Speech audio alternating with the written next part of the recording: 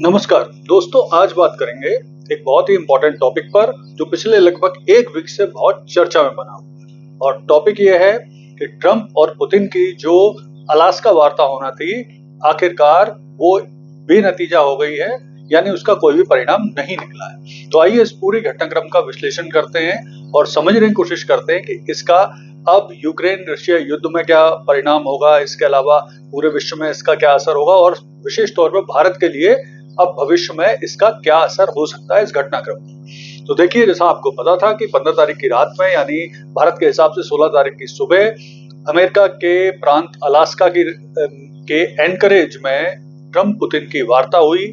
ये वार्ता लगभग 3 घंटे तक चली। काफी मतलब इंटेंसिव वार्ता इसे कहा जा रहा है।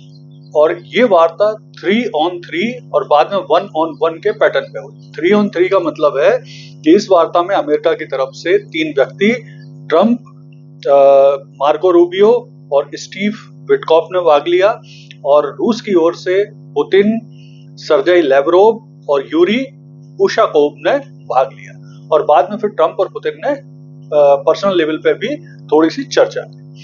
और परिणाम क्या निकला, तो बाद में फिर ट्रंप ने इस वार्ता के बाद बताया कि ये एक अच्छी सकारात्मक मीटिंग हुई है, कई मुद्दों पर सहमति बनी है, कुछ मुद्दे बाकी हैं। तो इस तरह से उन्होंने बताया, यानी कुल मिला के ये जो मीटिंग, जिसका उद्देश्य, तो पहले तो हम समझ लें कि उद्देश्य आखिर था क्या। तो प्रमुख रूप से जो इस मीटिंग का उद्देश्य था वो तो यूक्रेन रूस के बीच में जो सीज फायर होना था वो था। फिर जो टेरिटरी स्वैपिंग होना थी, यानी कौन सा हिस्सा रूस को मिलेगा, कौन सा यूक्रेन को मिलेगा, उस पर बात होना थी। यूक्रेन नेटो ज्वाइन करेगा नहीं करेगा, इस पे बात होना थी। तो ये प्रमुख रूप से मुद्दे थे, लेकिन कुल मिला के इस पर कोई भी चर्चा नहीं बनी। और प्रमुख मुद्दा तो खैर यूक्रेन और रशिया के बीच में सीज फायर था, जिस पर कोई परिणाम नहीं निकला।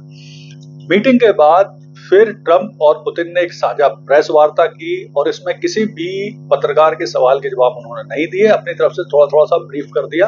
तो उसे भी थोड़ा सा समझ लेते हैं। तो ब्रीफ इस तरह से किया कि पुतिन बोले कि एक रचनात्मक माहौल में हुई मीटिंग थी, जिसमें परस्पर सम्मान की भावना थी। फिर उन्होंने कहा कि भविष्य में बेहतर वाणिज्यिक और व्यावसायिक संबंधों को लेकर भी बातचीत हो सकती है। फिर उन्होंने रूस और अमेरिका की संस्कृति, संबंध, भौगोलिक संबंध, चर्च के बारे में बातचीत करी।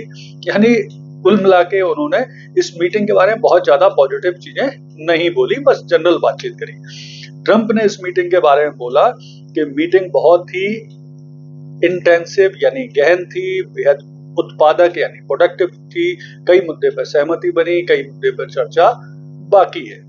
फिर इसके बाद उन्होंने बोला कि हमारे बीच में, मेरे और पुतिन के बीच में कुछ विषयों को लेकर अंडरस्टैंडिंग हुई है, लेकिन उन्होंने साथ में ये भी बोला कि जब तक कोई डील नहीं होती तब तक कोई डील नहीं, यानी मतलब वास्तविक रूप से जब तक कोई डील नहीं होगी तब तक उसका कोई महत्व नहीं। साथ में उन्होंने ये भी कहा कि वे अब जेलेंस्की और यूरोपियन नेताओं से बातचीत करेंगे।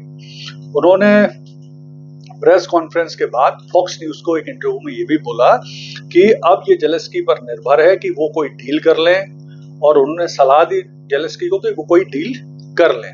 और साथ में उन्होंने कहा कि इस डील में यूरोपियन देशों को भी शामिल किया जाना चाहिए। भविष्य की संभावना ये है कि अब हो सकता है बाद में पुतिन और ट्रंप के बीच में मॉस्को में एक मीटिंग हो, जिसमें हो सकता है जेलेंस्की को भी शामिल किया जाए, यूरोपियन देश को भी शायद शामिल किया जाए। तो ये एक संभावना है भविष्य की। लेकिन जो विशेषज्ञ हैं उनका स्पष्ट तौर पर कहना है कि ये मीटिंग इनकन्क्लूसिव है, यानी बेनतीजा है, इसमें कोई भी स्पष्ट रूप से नतीजा प्राप्त नहीं हुआ है।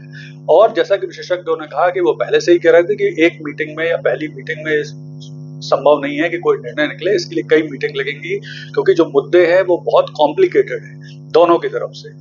तो आसान नहीं है इनका निर्णय करना एक ही मीटिंग में। अब अगर भारत के संबंध में बात की जाए कि भारत को इस मीटिंग से क्या मतलब वो है फायदा या नुकसान है, तो क्या मायने इस मीटिंग के, तो देखिए, जिस तरह से अमेरिका के ट्रेजरी सेक्रेटरी थे और ट्रंप के बहुत खास स्कॉट बेसेट ने कुछ समय पहले बोला था कि अगर ट्रंप और पुतिन की मीटिंग बेनतीजा रहती है तो वो भारत पर और भी टैरिफ लगाएंगे। तो अब ये देखना बड़ा दिलचस्प होगा कि अमेरिका इस मीटिंग को फेल मानता है इस मीटिंग को, कुछ पॉजिटिव मानता है।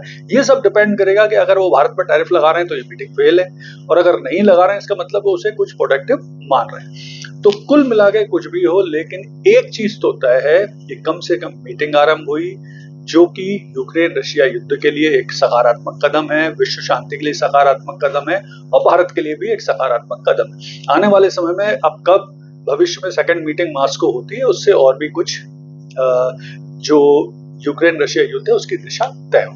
धन्यवाद।